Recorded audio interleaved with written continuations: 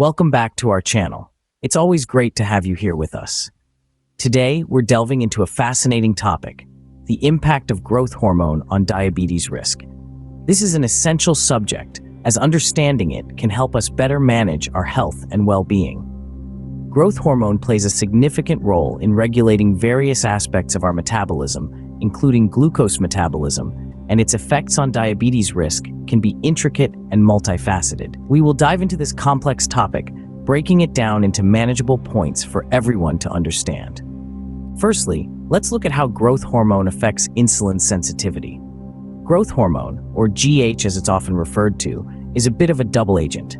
It has both insulin-like effects and anti-insulin effects. Here's where it gets interesting. In the short term, growth hormone can actually impair insulin sensitivity. Think of insulin sensitivity as the effectiveness of insulin in your body. When it's working well, insulin helps your cells absorb glucose, keeping your blood sugar levels balanced. But when growth hormone steps in, it can throw off this balance. It's like a pesky intruder messing with a finely tuned machine. So what happens when growth hormone impairs insulin sensitivity? Your blood sugar levels can rise. Now, for most people, this isn't a huge problem, but if someone already has insulin resistance, where their body doesn't respond well to insulin, this could potentially increase their risk of developing type 2 diabetes. That's why understanding the relationship between growth hormone and insulin sensitivity is so important.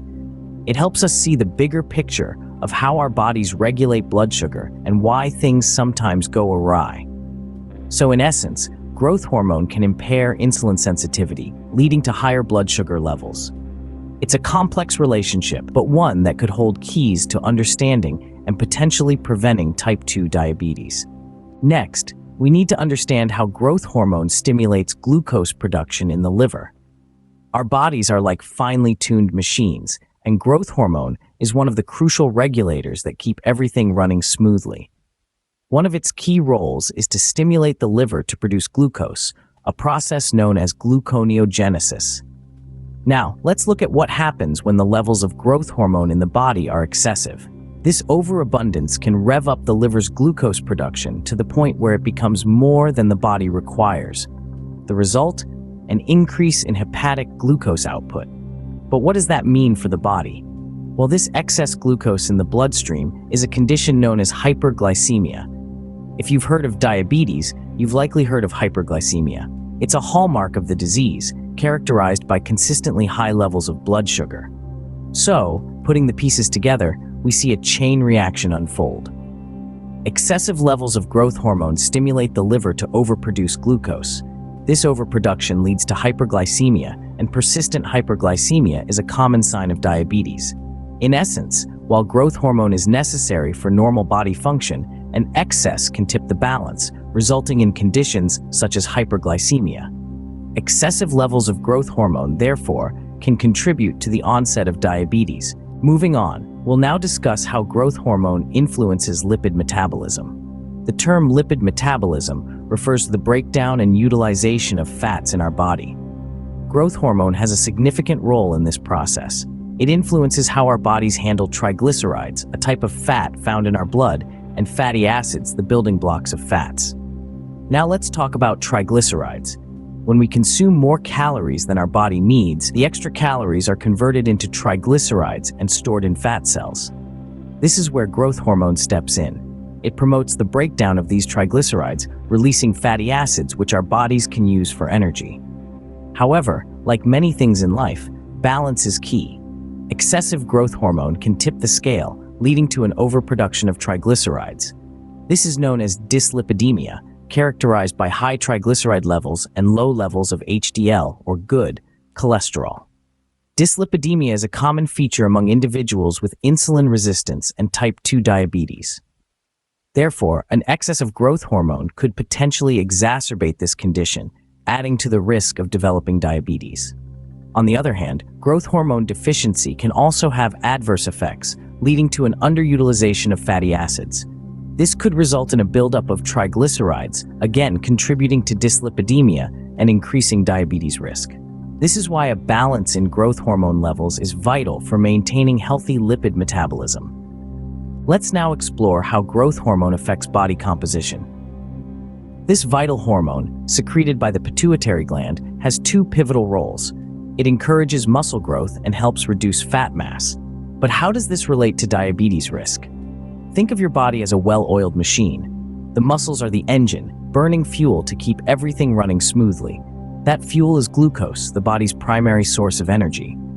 When your muscle mass increases, your body becomes more efficient at using this glucose, boosting your metabolism. This, in turn, reduces the risk of insulin resistance, a precursor to type 2 diabetes. Now let's flip the coin and look at the other side of the equation: fat mass.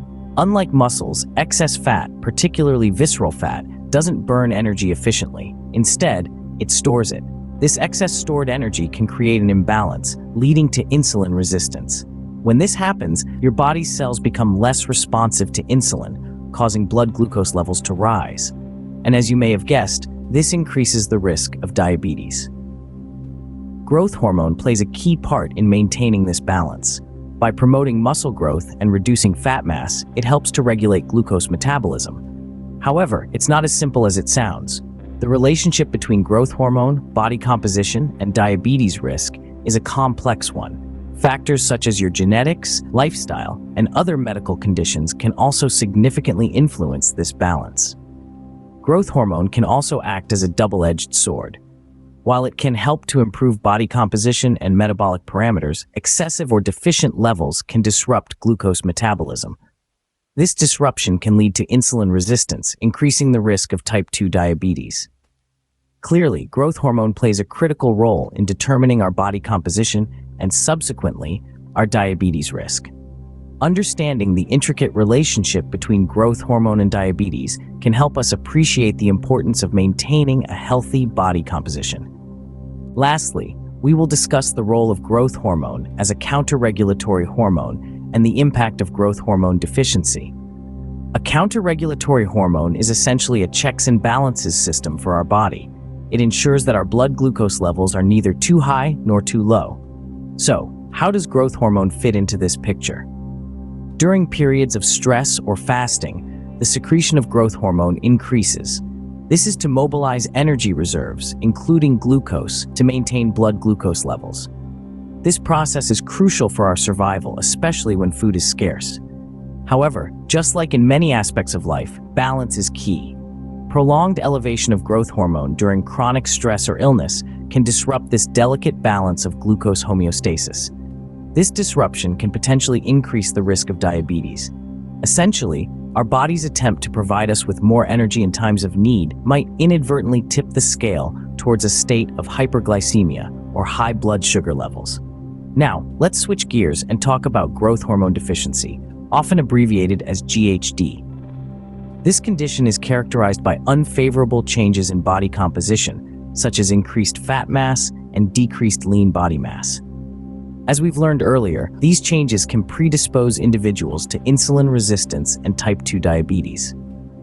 GHD can occur due to various reasons, including certain genetic conditions, damage to the pituitary gland, or as a side effect of radiation therapy.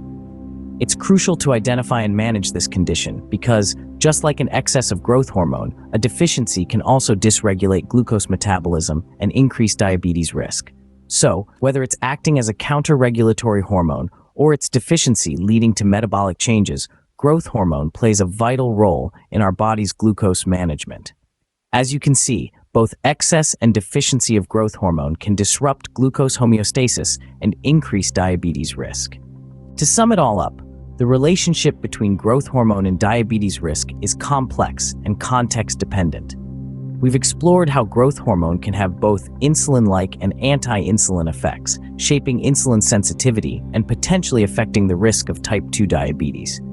We've also discussed the hormone's role in glucose production, lipid metabolism, and body composition, all of which can influence diabetes risk in various ways. Moreover, growth hormones function as a counter-regulatory hormone during periods of stress or fasting, along with the potential impacts of growth hormone deficiency, add further layers of complexity. And let's not forget the potential implications of growth hormone therapy on glucose metabolism. In essence, while growth hormone can have beneficial effects on body composition and metabolism, excessive or deficient levels can disrupt glucose homeostasis and increase the risk of insulin resistance and type 2 diabetes. Thank you for your visit today. Please remember to subscribe if you haven't done so. Your support means the world to us. Share with family and friends if you find value in our contents, and remember to click on the notification bell for future videos.